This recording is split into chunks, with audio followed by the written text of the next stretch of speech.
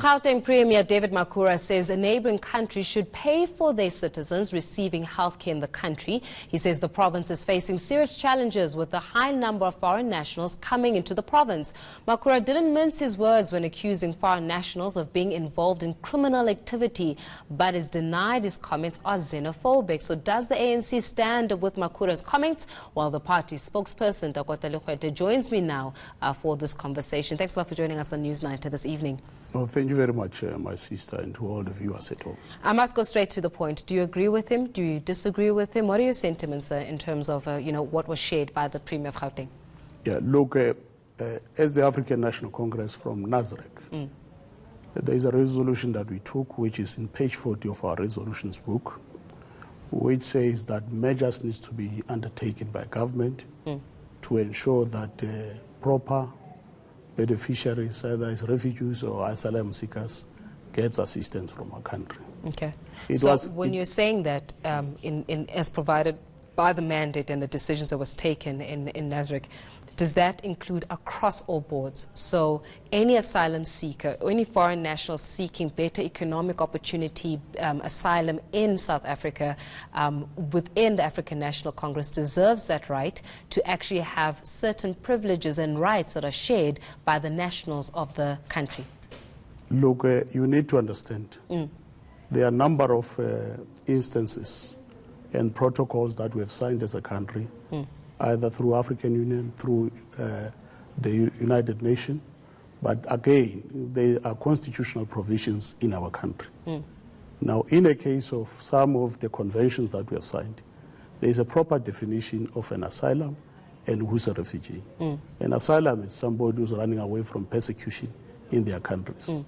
But in instances of some of asylum seekers who are in our country, they don't fall into that category. And some of the refugees who are in our country, they don't fall into that category. I think it needs to be understood within humanitarian grounds that in a case of an emergency, we have to come in. But there are instances where there's an abuse of the system, where a proper legislation, which is constitutional, which respects international conventions and treaties and all international protocols needs to be observed, because as it is the case now, it's true that some of our departments and some of our institutions are overburdened, and there's no way in some instances, in an emergency case, that somebody who needs to give birth at a hospital, it's at a reception or at casualties, needs to be returned. No, that would be very much inhumane. But if we do a proper planning with those neighboring countries, with our brothers and sisters, to say, like we are doing with province to province. When somebody from Northwest comes to Gauteng, here at Charlotte Maxeke Hospital, Gauteng Department of Health invoices the provincial government of Northwest Health Department. Such engagement can be done with country to country, so that whatever country in our region where there is no civil war, where there are no asylum seekers, where there are no refugees, we can, particularly those people who can afford from those countries, because some of those who come to our country for services can afford to pay, and they are paying elsewhere in the world, be it in Europe, be it in Dubai or America. When okay, so let's speak about specific countries. He said think of Lesotho, Swaziland or Eswatini as we know it, Zimbabwe and Mozambique. In that instance, if you, for example, you've got individuals who are coming in from those specific countries, Lesotho, Eswatini, Zimbabwe and Mozambique, they're coming, they're seeking for health care services. You've mentioned quite rightly that a person, a person that comes in from the Northwest comes into Charlotte Maxeke, then obviously you get to invoice from that side in the Northwest. So in this case, are you siding with the Premier's suggestions that perhaps if you look at, sending an invoice to Zimbabwe, to Lesotho, Eswatini, Mozambique for that matter? Is that a yes from you? Look, that needs to be done within proper protocols. And the Constitution of the Republic as a supreme law needs to be respected in that regard. In an instance of somebody coming from those countries who can afford, I think it will only be fair for that particular person to be charged. But those who can afford, I think we'll have to find ways through bilateral agreements, through engagement, because in all those countries, there's no alarm situation, either a civil war or people running away from persecution. Okay, so let me speak to you about the issue around crime, and only because we are running out of time, I want us to be able to deliberate on certain issues. You also articulated the fact that, certain criminal activities are related to certain foreign nationals, and specific crimes have been seen to be related to foreign nationals, and I think at one stage you made reference to Nigerians. I want us to listen to that clip where he actually was speaking about crimes specifically that we're going to listen to. You're going to hear his sentiments, and then we're going to come back and speak about that. But I must tell you, I'm very concerned that I think in some specific crimes, specific nationalities of foreign nationals are involved. In some specific crimes. Drugs, there's specific nationalities involved in drugs. Violent crimes and murders, including cash in transit heists, there's specific nationalities involved. To say this is not to make a particular nationality a problem. The police have to crack down. When they deal with drugs, how often do you find Nigerians involved in drugs? Do you know that? I know you citizens, when you know things, you keep quiet. We don't want to make Nigerians in general a problem, but we must ask the question, how do we have so many drug dens that are operated by Nigerians in our country? How does this happen? We've got to solve that problem. And we also have to make it a problem with Nigeria. Do you agree with him? So he's saying that Nigerians are operating, and some Nigerians are dealing in drugs. He's speaking about how specific crimes are related to specific foreign nationals. So as the African National Congress, do you agree with the sentiments? Look, we would not agree if we talk of a specific nationality.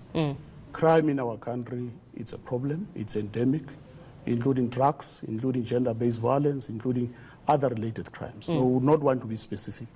But he was specific. He was specifically relating to Nigerians, right? Yeah, so he's a member of the African National Congress, was speaking about, and he's posing as the premier of Gauteng province. I understand that, but he's also the African National Congress. So as such, here's an individual, a member of your political party, saying that specific crimes, one related to drugs where Nigerians are involved, need to be clamped down on. I'm just asking, as the African National Congress, do you agree with that? That it's specifically related to Nigerians? Can I answer you on that particular specific point? Look, we would not want to single out a certain nationality as the African National Congress. What we are saying, Comrade Makhura, he's a premier, a deployee of the African National Congress.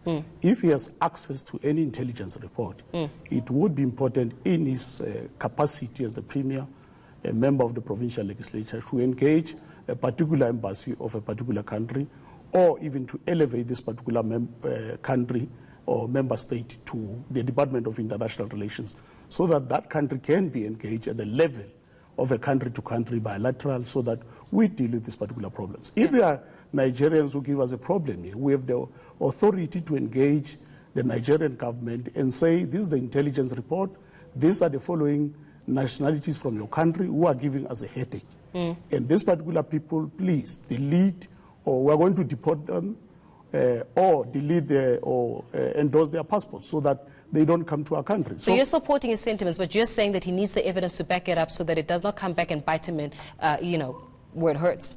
Yeah, but it does not only apply to Nigerians. We have seen with Donovan Gracier and other people who are from other countries. So it's going to be important for our country not to be blackmailed into silence, either through xenophobia or through whatever. If there are other nationalities from other countries who are a problem to our country, we need to elevate that with the member states or their ambassadors, so that we don't leave it to anyone to take the law into their own hands, because it will lead to attacks of other foreign nationals in our country, and that would be wrong. We don't want to promote that, but at the same time, we don't want to send a message that we're inhumane or we have a problem with other foreign nationals in our country. But they need to behave. And we have organizations like African Diaspora Forum, which is working hand in hand with the government and with a number of NGOs in our country to ensure that if they are members or citizens of other countries from their mainland, they can be reported to authorities, even to embassies, to ensure that a smooth process of investigation, prosecution, and other related laws are followed. But at the same time, we have to respect the Constitution of the Republic, which also says that we enjoy the same rights, all of us, including foreign nationals. There's no way when a foreign national is at the reception of the hospital seeking help, you can turn that particular person back. It would be very inhumane. But at the same time, those who are involved in criminal activities, the law must follow them. The law enforcement agencies, we must not be blackmailed into silence either through xenophobia or whatever when people are doing wrong things in our country. We're going to leave our conversation there, but thanks a lot for joining us on Newsnight and shedding some light in terms of those sentiments that were shared by the Premier David Makhura, ANC acting spokesperson, Khayelihle Khumalo, joining us. Now, let's stay with that story. What do South Africans and foreign nationals think of Makhura's comments? Our reporter Khayelihle Khumalo caught up with them. I think this proposal is very much necessary because going to government hospitals, I've seen way too many actual South Africans being in line instead of the foreigners. So they just make the foreigners go through, and it's not like they paid or something. We have many people who stay in here but are not from here. So that is putting strain, and you might go to a clinic, and when you get there, you don't have medicine. There's a shortage. So in order for us to have so that there cannot be a shortage of medicine, we have to have the government from other countries to pay the South African government. That will ensure that we have medicine sufficient for all of us. It's so unfair for us foreigners to pay for health because we also part of South Africa, you know, and everybody knows the state in our country, right? People are struggling and all. How can you pay for health?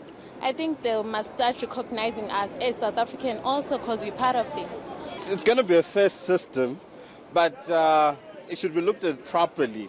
I wouldn't say they shouldn't pay completely. I shouldn't say they should be overcharged, but it should be looked at a case-by-case basis and basically being given fair treatment, but also contributing something towards.